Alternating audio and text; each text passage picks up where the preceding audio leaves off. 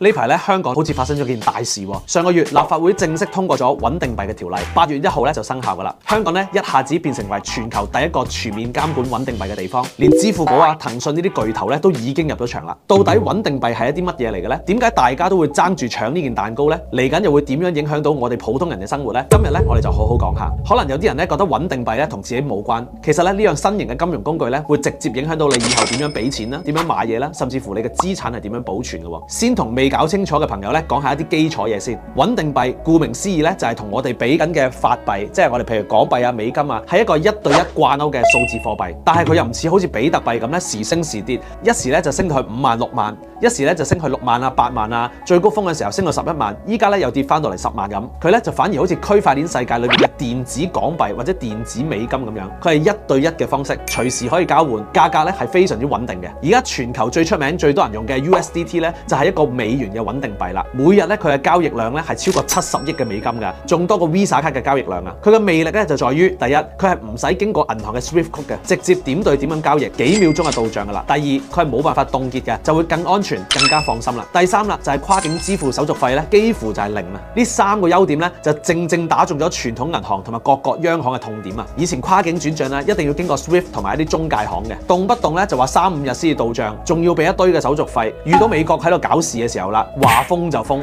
但係有咗穩定幣啦，你根本就唔需要經過佢哋嘅系統，想封你啊都封唔到啊！所以各個國家咧先至會咁緊張，尤其係美國啊，佢最驚穩定幣咧就會動搖到美元嘅霸權啊！於是咧佢一邊就話要打擊加密貨幣，一邊咧暗地裏自己鋪路搞緊佢有自己美元嘅穩定幣。上年咧美國就通過咗穩定幣嘅立法，規定咧所有嘅穩定幣咧就必須要綁定美金同埋美國嘅國債。呢句說話嘅殺傷力啊，其實就好大噶，即係話你發100億美元嘅穩定幣，就要先有100億美元嘅國債墊底。美國公司要用咧就先去買美債，用嘅人越多咧，美債嘅需求就越大。美國嘅財政部部長都講過啊，未來咧穩定幣可以為美國嘅國債咧帶嚟2萬億美金嘅新買家。喺全球嘅央行都減持美債嘅底下，美國嘅信用咧就搖搖欲墜嘅時候，穩定幣咧就成為咗一個新嘅工具啦。我哋中國咧當然睇得好清楚啦，早就開始佈局人民幣嘅穩定幣啦。喺2022年起咧，數字貨幣嘅專案試點，香港、泰國、阿聯酋同埋內地搞一個小規模嘅跨境人民幣穩定幣嘅交易，1年嘅交易量啊都幾可觀㗎。喺上年咧，香港仲官宣要做離岸人民幣穩定幣嘅樞紐，想喺香港發穩定幣咧，首先要滿足到幾個條件嘅。公司嘅主體咧必定要係香港嘅註冊公司啦，又或者係香港持牌銀行嘅分支機構，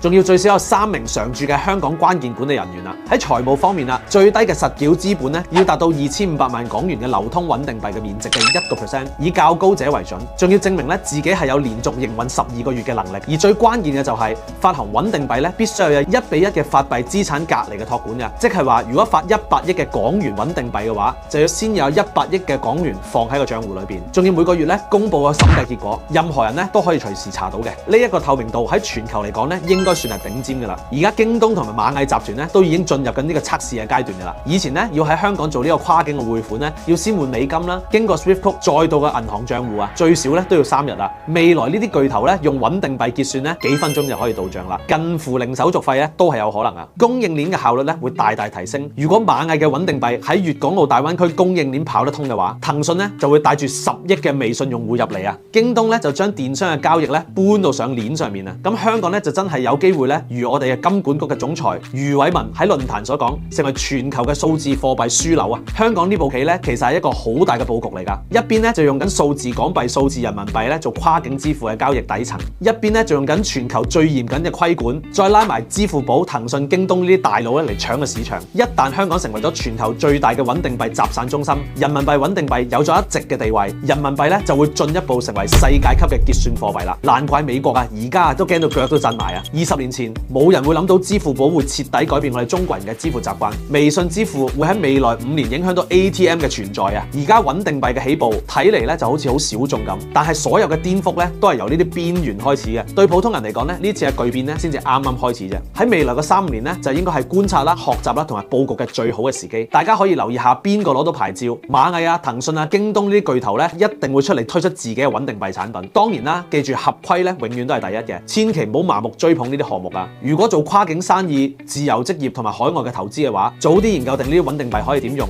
可能咧就可以慳翻一大筆嘅成本啊！就算仲係觀望緊嘅你，都要知道未來係會一個好大機會嘅改變。呢個咧就係一個未來嘅趨勢，佢已經殺到嚟啦。香港呢部棋咧，好似係一個豪賭咁，但係亦都係一個全球金融新秩序嘅預兆。你未必可以主導到，但係你最少要睇得明，因為呢場看似好冰冷嘅貨幣戰爭咧，最終咧都會影響到每一個普通人嘅錢包嘅。